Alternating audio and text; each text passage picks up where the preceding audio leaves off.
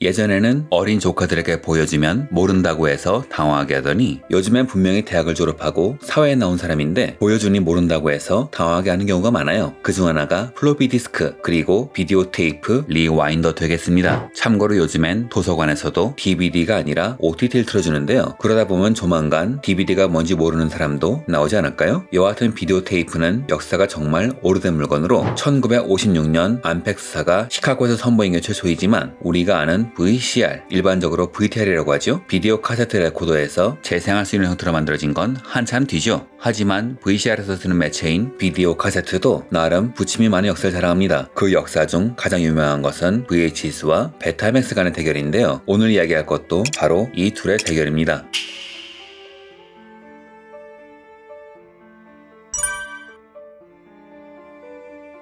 1964년 도쿄올림픽은 세계를 놀라게 했습니다. 공습으로 잿더미가 된 나라는 어느새 놀랍게 발전해 있었죠. 카시오의 정확한 시계, 놀라운 속도의 신칸센은 그야말로 충격이었습니다. 이는 꼭 외국인들만의 감상은 아니었어요. 일본인들도 마찬가지였죠. 우리가 이 정도로 발전했단 말이야? 이는 시각적인 홍보 효과를 노린 일본 정부의 노림수이기도 했습니다. 그래서 올림픽에 맞춰 컬러TV의 보급에 힘썼는데요. 하지만 올림픽 완전 송출을 위해 1960년부터 컬러TV 방송을 시작했지만 100% 컬러 방송으로 전환된 건 한참 뒤인 1971년이었죠. 이때 이 시장을 노리고 움직인 사람들이 있었습니다. 소니, 내셔널, 그리고 일본 빅터 등의 3사가 가정용 VCR을 개발한 겁니다. 이 VCR은 소니가 개발한 유매틱이라는 매체를 사용했는데 방송 송출 영상을 그 화질 그대로 담을 수 있는 엄청난 물건이었지만 당연히 가격도 엄청난 물건이었죠. 그래서 결국 일반 가정엔 팔 수 없었기에 판매처를 방송국 등으로 잡는데 소니는 이때의 노하우를 바탕으로 베타맥스가 시장에서 패배한 후에 이를 방송용 규격인 베타캠으로 판매할 수 있었습니다. 일단 3사가 VCR을 낸 이유는 기술 실증 측면이었는데 의외로 판매량도 나쁘지 않았고 정부가 직접 컬러TV 보급에 열을 올리면서 여러 기업이 뛰어들자 3사들은 이 시장의 가능성을 보고 투자를 계속하기로 하지요. 그래서 시장에는 유매틱을 기반으로 한 여러 방식이 난립하게 됩니다. 1970년에 아카이가 만든 VK 방식, 1974년에 도시바, 산요가 개발한 V코드, 1975년엔 마스시타, 내셔널의 VX 방식이 나왔고 1979년엔 필립스의 V2000이 나오는 등 저마다의 규격을 내면서 시장에서 맹렬히 싸웠죠. 하지만 시장에서 승리한 것은 1974년 일본의 오디오 전자제품 기업인 일본 빅터의 브랜드 JVC가 낸 VHS였습니다.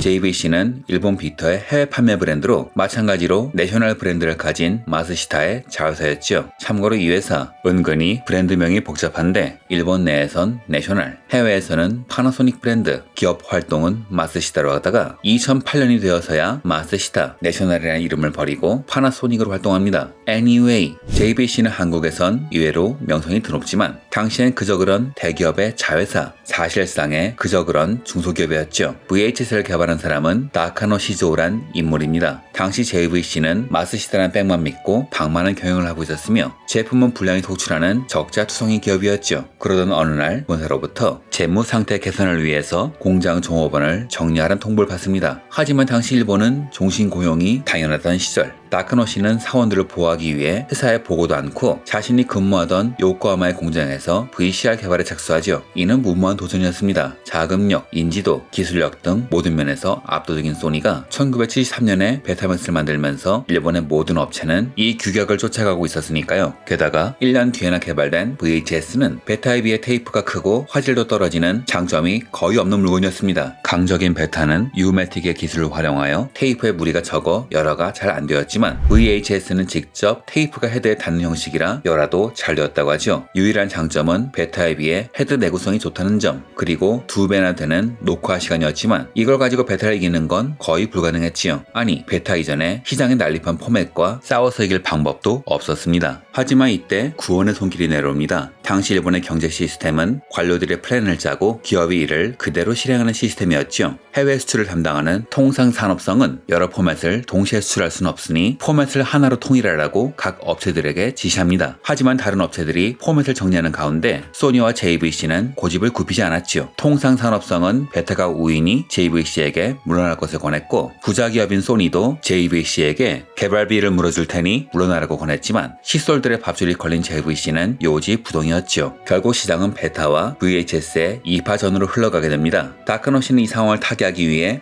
어떻게든 승리하기 위해 파격적인 마케팅을 합니다. 타사고 경쟁사고 나발이고 자신들의 VHS 데크를 무조건 무상으로 대여했으며 비용만 지불한다면 경쟁사고 나발이고 라이센스 계약을 체결해줬죠. 즉 돈을 지불하면 기술을 알려주는 게 아니라 기술을 다 보여준 후 분석해보고 마음에 들면 그때 돈을 내라는 식이었습니다. 이는 JVC가 돈을 버는 게 목적이 아니라 소니의 베타맥스를 쓰러뜨리는 것만이 목적이었기 때문이죠. 그리고 이는 소니와는 정확히 반대되는 행보였습니다. 소니는 기업체를 엄격하게 심사한 후 라이센스를 깐깐하게 제공했으며 핵심 기술은 철저하게 숨겼거든요. 이로 인한 이익, 시장의 주도권이 목표였기 때문입니다. 이 점이 두 기업의 운명을 가르는 시발점이었죠. 보통 일본 기업을 잘 모르는 국내 해외 사람들과 이야기해보면 일본 제1의 전자대기업은 소니라고 믿는 경우가 많은데 사실 8, 90년대 세계 50대 기업의 순위를 보면 소니는 50위권에도 못 들어가죠. 그런데 JVC의 모기업인 마츠시다는 무려 15위입니다. 전자기업 중에선 일본 1위였죠. VX를 밀어붙이던 내셔널은 이때 고민이 많았습니다. 우리도 뛰어들어서 3파전을 할 것이냐, 기술, 화질이 압도적인 소니의 편을 들 것이냐, 겉도 아니면 불량률 높지만 자회사인 JVC의 편을 들 것이냐. 결국 결정권은 창업자인 마쓰시다 고노스케에게 넘어가게 되고 창업주는 VHS에 올인할 것을 결정합니다. 시장에 진입조차 못한 VX보다는 그나마 경쟁을 하던 VHS를 고른 것이죠. 이후 비디오 포맷 시장은 두 진영으로 나뉩니다. 소니, 도시바, 산요, NEC는 베타를, 일본 빅터, 내셔널, 샤프, 미쓰비시 전기, 히타치 는 VHS에 참여하죠. 그리고 최후의 승자는 VHS였습니다. 이유는 뭘까요? 일설에서는 영화의 상영시간이 2시간이라 1시간밖에 못하는 베타는 테이프를 2개 써야 하므로 2시간 녹화하는 VHS의 승리란 말도 있고 또한 베타는 야통을 규제했지만 VHS는 규제하지 않았기 때문이란 말도 있습니다만 당시 일본에서 오리지널 비디오 규격은 1시간 내였고 영화는 VHS도 대여 수익을 올리기 위해서 테이프를 2개로 나눴으니 이는 사실이 아니며 또한 야통의 경우 일본 내에선 소니가 규제한 게 맞지만 해외에선 그것도 아니므로 영향을 줬다 모를까 사실은 아니겠죠. 일지 정지, 프레임 단위 서치 기능은 이것 때문에 생긴 겁니다. 다만 VHS로 더 많이 나온 이유는 당시 제작 환경 때문이었죠. 초창기 야통산업은 일종의 소규모 영화 1인 촬영 수준이었는데 그런 사람들이 베타 등의 고가 장비를 사기는 쉽지 않았기 때문이라고 하네요. VHS가 구하기도 쉽고 가격도 쌌으니까요. 그럼 이 둘의 운명을 가른 것은 무엇일까요? 바로 양 진영이 포맷을 대하는 전략의 차이였습니다. 베타맥스의 관련 부품은 품질은 좋았지만 가격도 비쌌으며 소니에게 제공해야 하는 라이센스 비용도 상당히 높았습니다. 반면 VHS는 JVC가 기술 이전을 상당히 저렴하게 해줬으며 헤드 드럼 등 핵심 부품도 저가에 공급했고 헤드 드럼만 있으면 엔지니어가 분해한 기기만 보고도 직접 기기를 설계할 정도로 구조가 단순했기에 타사의 입장에서 기술 장벽이 거의 없었지요. 그나마 기술도 없는 기업에겐 JVC가 직접 OEM을 맡아줬습니다. 한국 기업들이 VHS에 참가했던 이유이기도 하죠. 그리고 베타의 무기는 우수한 화질이었지만 소비자 입장에선 의외로 화질의 차이가 없었어요. 당시 TV는 HDMI도 아니고 S단자도 아니고 컴포넌트도 아니고 심지어 AV 단자도 아닌 RF 단자로 연결되었지요. 아무리 소스가 좋아봤자 VCR의 영상 신호를 RF로 한번 변환하고 TV는 RF 신호를 다시 영상 신호로 변환해야 했기에 이 과정에서 화질이 손상되어 버린 것이죠. 즉 사람 눈엔 별 차이가 없던 겁니다. 결정적으로 유통 방식의 차이가 컸어요. 앞서 말했던 JVC는 작은 중소기업에 불과했지만 모회사인 마쓰시다는 소니는 상대도 안 될 정도로 큰 기업이었죠. 지금도 마쓰시다가 사라지면 일본의 산업체계가 붕괴된다는 말이 나올 정도로 규모가 정말 엄청납니다. 당시에는 요도바시 카메라, 빅카메라 등의 양판점이 없어 가전 계열사의 대리점에서 제품을 판매했는데 일본에서 마쓰시다의 대리점망을 넘어설 수 있는 회사는 없었습니다. 반면 소니는 많이 빈약한 축이었죠. 그리고 결정타는 역시 콘텐츠였습니다.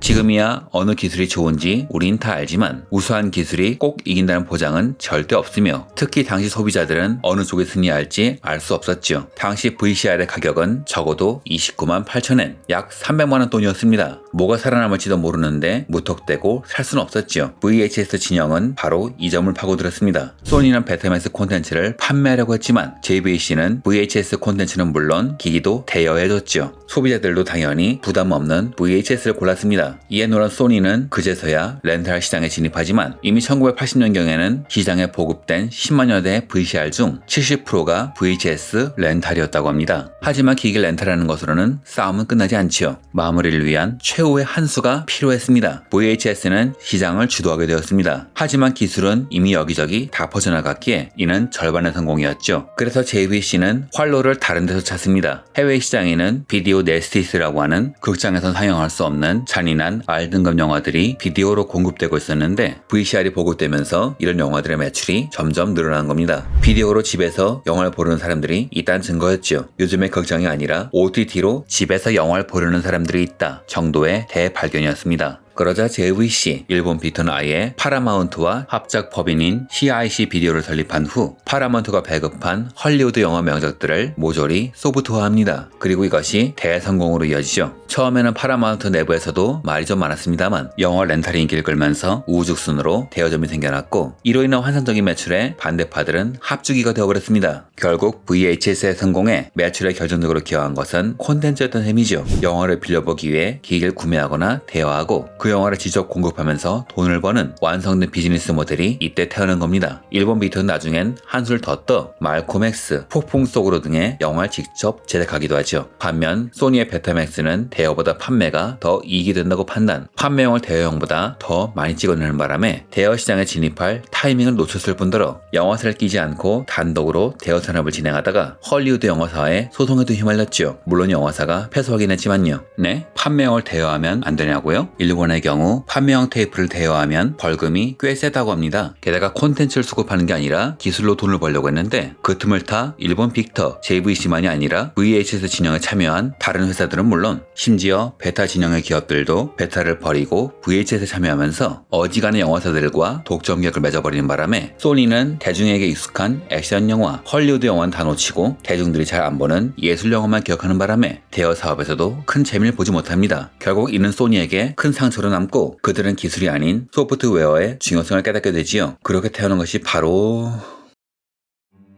컬럼비아, 트라이스타 등의 영화사에 인수한 것은 정답이었습니다. 잘한 결정이에요. 문제는 일본에서 거품 경제가 붕괴하면서 은행이 영화사 인수자금을 조기 상환하라고 압박을 했고 이때 이데이 노부유키 씨가 독립 채산제를 운영하는 바람에 소니의 미래에 먹구름은 물론 경쟁력이 송두리째 꺾였다는 점이죠. JVC의 대역전극은 정말 기적이었습니다. 하지만 인터넷 같은 게 없던 시절의 사건이라 당시에는 대부분의 사람들이 몰랐죠. 하지만 2000년 4월 4일 NHK의 유명 다큐멘터리 프로젝트 X 도전자들에서 좌천된 사람들이 세계의 규격을 만들었다. VHS 집념의 역전극이 방영되면서 일본에서 뒤늦게 화제가 되기 시작하죠. 이후 미혼 계자이 신문에 사토 마사키 기자가 해당 일화를 다룬 태양은 다시 떠오른다 영상 미디어 세기를 출간하면서 베스트셀러가 되고 같은 해 6월에는 같은 제목의 영화가 개봉하면서 비로소 유명세를 탑니다. 하지만 주역인 다카노 씨는 1992년에 세상을 떠난 뒤였죠. VHS의 성공은 오랜 역사임은 확실하지만 기술만이 아니라 소프트웨어가 왜 중요한지를 말해주는, 어떻게 활용해야 하는지를 말해주는 훌륭한 사례가 아닐까 합니다. 그리고 이는 지금도 유효한 전략이죠. 이상으로 영상을 마칩니다. 영상이 좋으셨다면 구독, 좋아요 부탁드립니다.